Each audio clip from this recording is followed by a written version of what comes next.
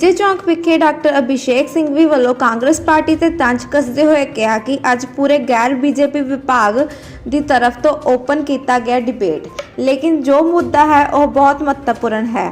इस तरह control free सरकार जो सिर्फ निरंतर भारतीय जनता पार्टी नहीं भारती निरंतर पार्टी चाहती है कि साडे इत्थे जिन्ने भी विकेंद्रीकरण किए हुए म्यूनसिपल कॉरपोरेशन है उन्हां ते कंट्रोल अपना पूरा निरंतर रखे। उन्होंने कहा कि मैं संसद दे विच विशेष 4 मुद्दे रखे। पूरे गैर बीजेपी विपक्ष की तरफ से ओपन किया था डिबेट, लेकिन जो मुद्दा है वो महत्वपूर्ण है। किस प्रकार से एक कंट्रोल फ्रीक सरकार जो सिर्फ नियंत्रण, भारतीय जनता पार्टी नहीं भारतीय नियंत्रण पार्टी चाहती है कि हमारे यहाँ के जितने भी विकेंद्रीकरण किए हुए म्यूनिसिपल कॉरपोरेशंस हैं उन पे कंट्रोल एक अपना पूरा नियंत्रण रखे। मैंने 4 मुद्दे उठाए हाउस में। नंबर 1, ये संवैधानिक रूप से पूरी तरह से संदेहजनक कानून बिल जो आया है, उसका कारण बड़ा सरल है। आपको पता है कि म्यूनिसिपैलिटीज़ के विषय में 73 और 74 संविधान संशोधन लाया गया। वो विशेष रूप से म्यूनिसिपैलिटी के लिए है और वो बाद में आया। जो दिल्ली के विषय में कानून आया संविधान में 239AA जिसको कहते हैं, वो 1992 का है, पहले का है, और वो म्यूनिसिपैलिटी के बारे में नहीं है। तो जो विशेष कानून है म्यूनिसिपैलिटी का और जो बाद का कानून है, वो दोनों कहता है कि प्रदेश सरकार को ये पावर है, दिल्ली की सरकार को अपनी खुद की म्यूनिसिपैलिटी के विषय में। यहाँ केंद्र सरकार आ रही है। एक बात, यानी संवैधानिक रूप से ये असमर्थ कानून है। ये जब चुनौती दी जाएगी तो मेरा मानना है कि ये निरस्त किया जा सकता है। दूसरा कि ये प्रशासनिक रूप से एक बहुत ही अजीबोगरीब चीज़ है। आपने खुद ने औपचारिक आंकड़े दिए हैं कि 2200 करोड़ का एक गैप है एक वर्ष में, यानी जितना कमाती है ये 3 म्यूनिसिपल कॉरपोरेशन दिल्ली की 8000 कुछ 900, और जितना व्यय करती है 6700, उसमें करीब 2500 करोड़ का फ़र्क है, गैप है, यानी कम पड़ता है। कौन चला रहा है इनको? प्रशासनिक रूप से 10 साल तक 9 साल तक चला रही है बीजेपी। इस बिल में एक शब्द नहीं है कि कैसे इस पैसे का जो गैप है उसको पूरा किया जाएगा। इनका खुद का फाइनेंस कमीशन है जो कहता है कि हर व्यक्ति को, हर म्यूनिसिपैलिटी में केंद्र सरकार को 488 रुपये 488 रुपीज़ प्रति व्यक्ति प्रति वर्ष देना चाहिए। उसके आधार पर दिल्ली को पिछले साल मिलना चाहिए था 4000 करोड़। कितना दिया केंद्र सरकार ने? उसका जवाब नहीं है इस बिल में।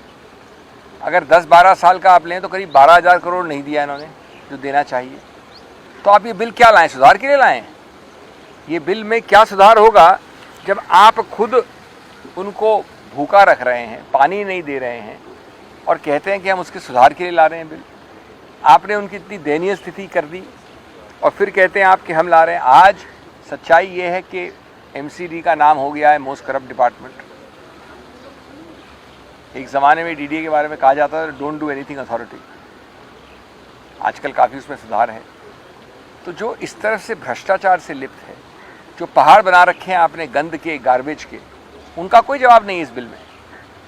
तीसरा पहलू मैंने रखा जो सामने, वो ये है कि आप 7-8 वर्ष से कभी भी आपने एकीकरण की बात नहीं की।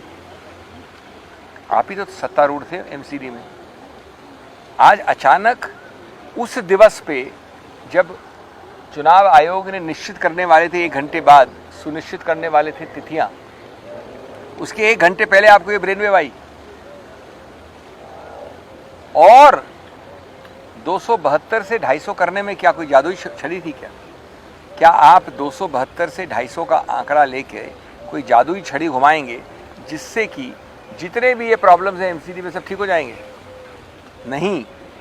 272 से 250 का आंकड़ा आपने लिया है क्योंकि अगर आप 2 या 3 भी बदलते हैं, यहाँ तो आपने 25 बदल दी, 22 बदल दी, तो आपको डिलिमिटेशन करवाना पड़ेगा। और डिलिमिटेशन का मतलब विलंब, बाधा, उसका मतलब राजनीतिक आडंबर। मैंने कहा कि ये जो है पूरा मामला ये है बहुत ही एक अजीबोगरीब बीजेपी को अपने पूरे एंटी इनकम्बेंसी बचाना, राजनीतिक प्रहार जो करने वाली है जनता उनके ऊपर, उससे बचाना। और ये भी कहा मैंने कि भाई हमारी नहीं सुनते हो तो कम से कम संविधान के अनुच्छेद को तो पढ़ लो। संविधान में लिखा है 243U में, 243U जो 74वें संविधान संशोधन में आया था, कि 5 वर्ष से ज़्यादा बिना चुनाव के आप किसी भी म्यूनिसिपैलिटी को नहीं रख सकते। और उसके ऊपर निर्णय आया है कि अहमदाबाद म्यूनिसिपल काउंसिल से, उसका नाम है निर्णय का 2006-7 का, किशन सिंह तोमर।